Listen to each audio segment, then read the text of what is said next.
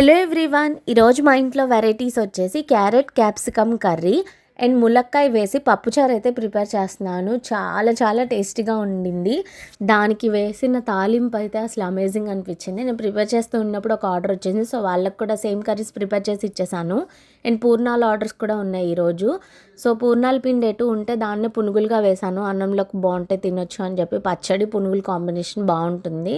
So cauliflower పచ్చడి, మా ఇంట్లో ఇంకా టమాటో పచ్చడి ఇవన్నీ ఉన్నాయి. కొద్దిగా పచ్చళ్ళు వేసుకొని కూడా తినేసాను. ఇది వెన్న, మా ఇంట్లో ఎప్పుడు నెయ్యి మేము ఇంట్లోనే ప్రిపేర్ చేస్తాం. బయట కొనే అవసరం ఇప్పటిదాకా రాలేదు. 1.5 to 2 months మధ్యలో చేస్తూ ఉంటాను. 2 to 3 kgs మధ్యలో నెయ్యి వస్తూ ఉంటుంది. మా ఇంట్లోకి సరిపోతుంది అనమాట. బయటకు అమ్మేంత ఉండదు, మా ఇంటి వరకే వస్తుంది. డైలీ మా ఇంట్లో అందరికీ నెయ్యి వేసుకొని తినడం అలవాటు. అన్నిట్లోనూ టిఫిన్స్లో అయినా సరే, రైస్లో అయినా సరే. సో ఆయిల్ క్వాంటిటీ తగ్గించేసి మేము ఘీయే కర్రీస్లో కూడా ఒకసారి వేసి ప్రిపేర్ చేసేస్తూ ఉంటాను. అండ్ నైట్ డిన్నర్లోకి పుల్కాస్ చేసుకున్నాము. చాలా చాలా బాగున్నాయి.